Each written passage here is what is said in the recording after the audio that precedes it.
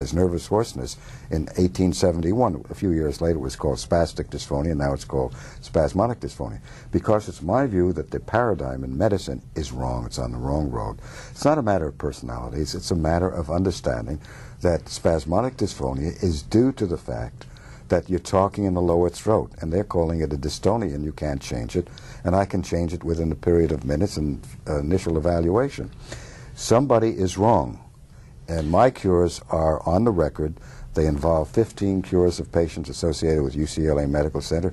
They're top ear, nose, and throat people. Their chairperson, Dr. Paul Ward, formerly there, now Dr. Gerald Burke, fine humanitarians, great compassionate people, highly experienced people who are not of the view that the medical paradigm is wrong, and I am of the view it's wrong. You ask me how can I remain one against the entire world? Well, the answer is Socrates preferred to take the hemlock. Well, they've asked I don't prefer to take the hemlock. They've asked you to recant. Yes. And if you change your evil ways, by the way, it's evil to present a cure because your national association says there are no cures. Yes. I believe that they wrote that in a memo back in 1994. Yeah, they have that on the American Speech and Hearing Association fact sheet. They said they reinforced that in spasmodic 2001, dysphonia and they is not ignore curable. cures. They know about cures, but the word cure is a dirty word.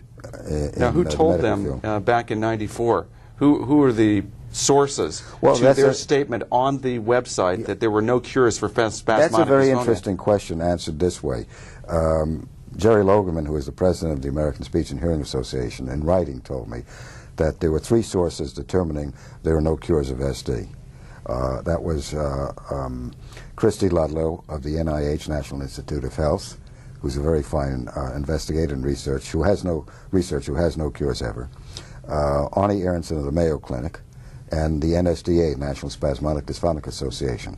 I got in touch with Christy Ludlow, and she in writing said she had no involvement in this decision that there are no cures. Arnie Aronson tells me he never was involved. That leaves the National Spasmodic Dysphonic Association, which gets generous donations of money from Allergan, the maker of Botox. So I think the position that the American Speech and Hearing Association tells the public, the media, and SD patients is there are no cures, which is what Allergan is saying and what the medical people are saying. So it's a one-sided view, which I don't subscribe to. Now, are you of the impression or the view that once a patient is cured, they no longer need treatment? No, I think patients have to change their lifestyle and use their voice after they do find a voice in my office. A cure takes a period of time.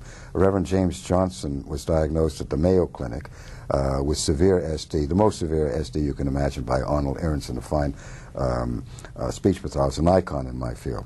And I worked with Johnson for a month of intensive therapy. It took him about 6 months to a year to solidify the fundamentals he got in the office, and he's remained cured of SD for over 17 years. Okay. His story is not alone. Let me go back. Let me take a step backwards. I want you to just answer a simple question. Okay, this is the question. If a patient presents with symptoms, if they undergo a treatment, and the symptoms go away, and their condition is no longer there, do they require continued treatment? Some do, some don't, because the symptoms can come back if they revert back to the lower throat, where all SD I'm not asking you that. That's you're jumping. You're adding something to this. Okay. Theoretically speaking, if a patient has a set of symptoms, in this case we're talking about the strangled voice, if they go into Dr. A and Dr. A gives them a treatment and they no longer have those symptoms again, and the symptoms do not persist for a 2 to 3 or 4 year period, does the patient continue to require treatment? No, Okay. That's what I wanted you to answer. The answer is no, they require no further treatment. Yeah, like Johnson does not require any further treatment because he's automatic, he's natural, and he's habituated to correct voice. So let's go onward to figure out this for the audience, why the medical profession, as we've just said, the National Association of Speech and Hearing Therapists say that this condition is incurable. Why is the profession invested with all of their resources in assuring that there is no cure available for this condition? Now, let's go back to our scenario of the patient in your office. They come into your office and they continue to have symptoms of the condition. When they return to the office, do they receive treatment, more treatment, or does the doctor tell them they no longer need treatment if they present with more symptoms? Try that, say it in a different way. Okay. The patient who has come to you with symptoms, this case spasmodic dysphonia, strangled voice, comes to you for treatment and their symptoms persist. When they return for their follow-up visit, do they receive more treatment or no treatment? No, more treatment. Okay.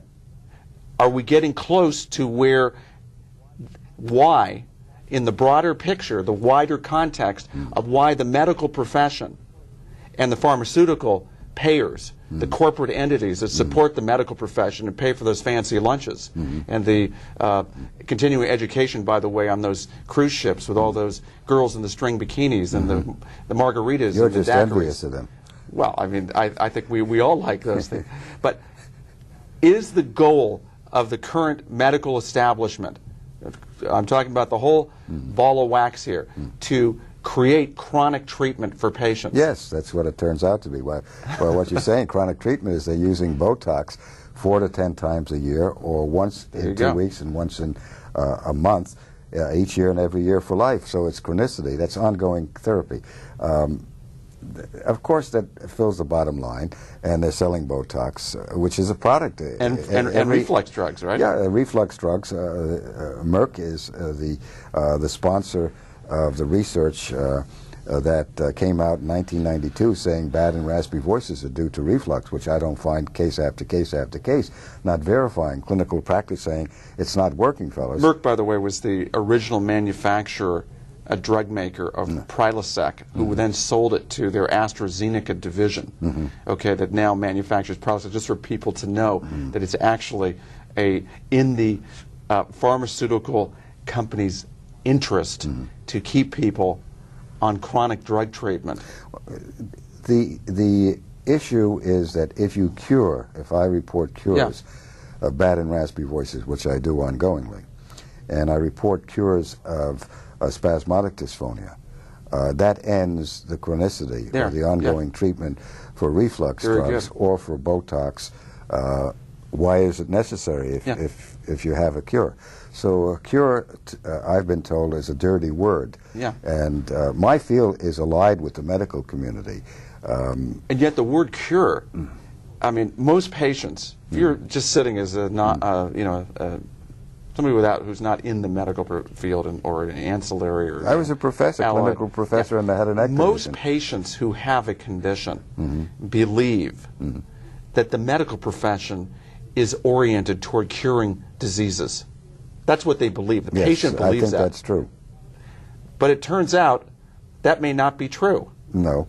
It turns out that the paradigm in the medical field is contrary to accepting cures of bad and raspy voices without intervention, without medical intervention per se, without drugs, and so it leaves a void in their bottom line.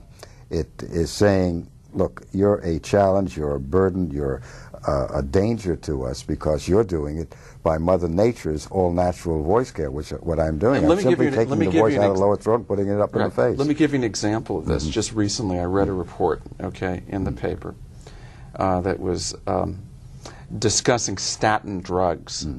Now, statin drugs were miraculous little drugs that they came out with, great innovation that reduced cholesterol because they believed cholesterol is associated with heart disease.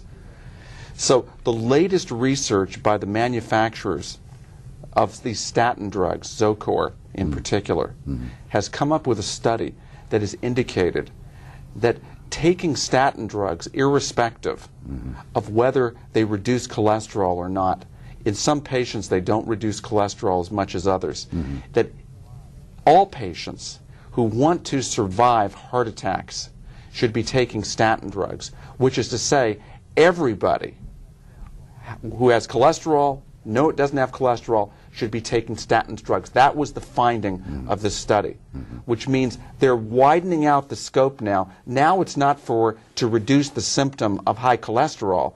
We don't care any longer whether you have cholesterol, you don't have cholesterol. We believe that taking statin drugs will prevent you from dying of a heart attack.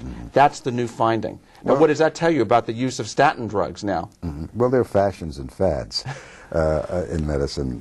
Prefrontal lobotomy prevailed for 35 years. It was honored by a Nobel Prize. 35 years later, it ended in disgrace with 50,000 vegetables, people who lost their minds to lobotomy.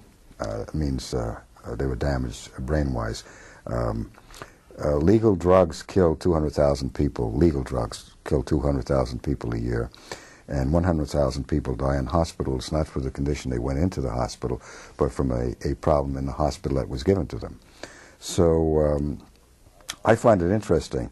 I honor the medical community, but I'm very wary of fashions and fads, and I find too many fads and fashions, especially in the treatment of voice, which is my specialty. And you asked me why I can stand up against the medical community and the drug industry.